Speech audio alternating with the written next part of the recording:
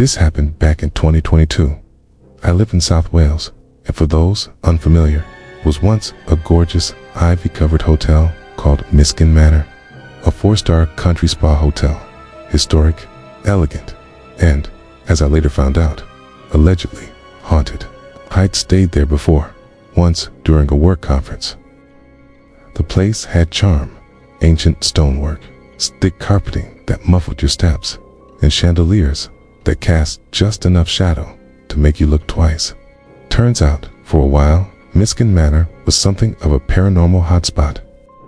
But I didn't think much of the ghost stories until the next morning, when a co-worker casually mentioned the Gray Lady. Locals say she haunts the bar, wandering where a staircase once stood. Others mention child-sized apparitions. You know, the usual folklore. Curious, I did a bit of digging afterwards, 2 clips, ghost hunting channels, even some forum posts from amateur investigators. Fast forward to Halloween, 2022.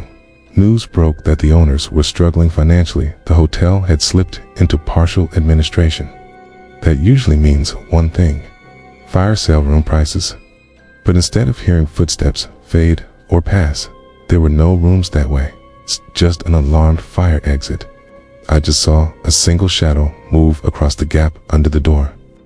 When the light finally switched off again, I jumped up and flung the door open. Typical. I stumbled toward the darkened doors and bang. Just that long, eerie silence of an old building that holds its breath. I figured it was a perfect chance to treat my wife and myself to something fun. And what better night than Halloween? By some twist of fate, the bridal suite, the grandest room in the hotel, was available. I booked it without hesitation. Aside from a group of ghost hunters working at the far end of the manor, no other guests, no staff overnight, just us and them. When we checked in, the receptionist told us we were the only guests staying that night. Yesterday, I was reading a local newspaper article about the history of Miskin Manor, and this caught my eye. Locals and former staff talk of regular sightings of a woman in gray, only to vanish before reaching the front door. Chills ran down my spine, because every single one of them mirrors exactly what my wife and I experienced that night at Miskin Manor, believed to be the former housekeeper who died in the early 1900s. Many also speak of feeling cold spots or sudden temperature drops in certain areas of the hotel. After all, the coach and horses aren't the only spectral visitors to Miskin Manor. There have been reports of single riders as well. What better way to announce their presence than by casting a quick shadow before disappearing into the gloom? There were reports of strange occurrences in the very room we stayed in, including regular sightings of the Gray Lady, whether it's the residual energy of past events or the lingering consciousness of those who died there. In the case of Miskin Manor, this energy manifests as ghostly presences that interact with those around them. Moving objects, shaking beds, even passing through solid doors. Could this have been the presence that interacted with us, brushing up against the bed frame, making it shake, and even passing through the doors? Only a handful of people were present, making it easier for whatever was there to make itself known. Who was Emily? Well, the local lore says her parents died when she was young, and she was sent to live with her aunt and uncle, who took over the running of the hotel. Sadly, she passed away soon after. Some believe her spirit is forever tied to the manor. Maybe my heartbeat and the almost imperceptible creaking of the manor's bones. But I am open to the idea that there may be more to this world than what we can see or feel with our senses. Perhaps the Gray Lady, Emily, or the phantom coach driver simply wanted to make their presence known, to let us know that they're there, sharing their stories with anyone who's willing to listen. Silent, immaculately shut.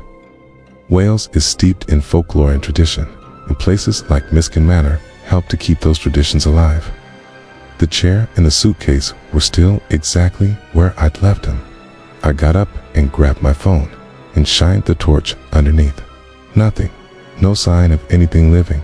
Not a spider, not a mouse. Just dustless floorboards and shadows that didn't quite behave. Not pushed, not nudged, as if the doors had passed right through them. Colder, the kind of quiet where your own breath feels intrusive. The manor felt emptier than usual. Later that evening, we were lounging on the bed, watching some reality show and laughing about how anticlimactic the night was turning out to be. Then I noticed something. A light flicked on underneath our door, the hallway light. The emotion activated. I thought someone might be coming in our direction. The weird part. I stared for a full minute, waiting for the shadow to return. It never did. The motion light turned back on, but the hallway was completely empty. Not a soul. Eventually, she fell asleep. I followed not long after. Sometime in the early hours, I woke up needing the bathroom. I walked right into them. I had left those doors open.